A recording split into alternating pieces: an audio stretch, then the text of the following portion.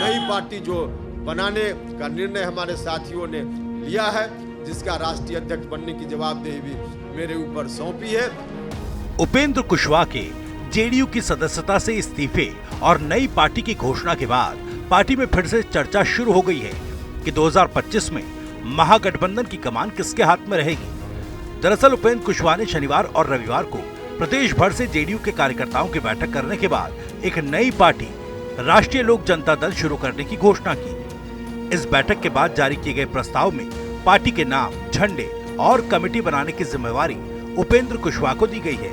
साथ ही प्रस्ताव में पार्टी का राष्ट्रीय अध्यक्ष भी कुशवाहा को ही बनाने पर सर्वसम्मति जाहिर की गई। उपेंद्र कुशवाहा ने नई पार्टी के ऐलान के बाद एक बार फिर जेडीयू पर हमला बोलते हुए जेडीयू को एक खाली घर बताया और कहा जेडीयू शून्य है। फूट हो या फूट हो, जनता दल यूनाइटेड तो शून्य है। शून्य को तोड़िएगा क्या उसमें से निकलना है। अब खाली घर है, उसको तोड़िएगा क्या वहां से निकलना है।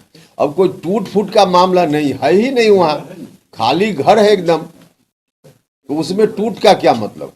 अब कोई आदमी, अब देख रहे हैं ना, अब नीतीश कुमार जी के बोलने के बाद भी कोई व्यक्ति कह रहा है कि हम जो कह रहे हैं वह सही है। तो अब सर्वमान्य नेता कल तक जो बोल रहे थे लोग, अब उसी पर प्रश्न चिन्ह लगा रहे हैं, तो जनता दल यूनाइटेड क्या बचता है, अब कुछ है ही नहीं वहां।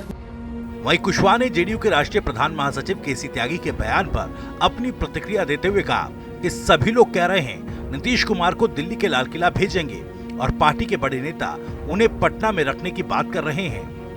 कल जो बयान आया, केसी त्यागी जी ने कहा कि 2025 के बाद 2030 तक नीतीश कुमार जी नेतृत्व करेंगे बिहार में।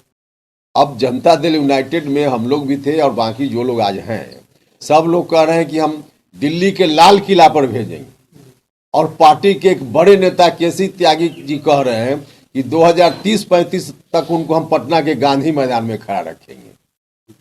अब बताइए, वर्कर कह रहा है कि हम दिल्ली के लाल किला पर भेजेंगे और पार्टी का बड़ा नेता कह रहा है कि पटना के गांधी मैदान में हम अगला 10 साल तक उनको खड़ा रखेंगे। राष्ट्रीय लोक जनता दल के राष्ट्रीय अध्यक्ष उपेंद्र कुशवाहा ने आगे कहा कि 2024 तक प्रधानमंत्री मोदी के नेतृत्व के सामने कोई चुनौती नहीं है। देखिए, अभी तक जो स्थिति है, मुझको लगता है कि विपक्ष जिस रूप में है, अलग अलग प्रधानमंत्री के दर्जन भर से ज्यादा उम्मीदवार है।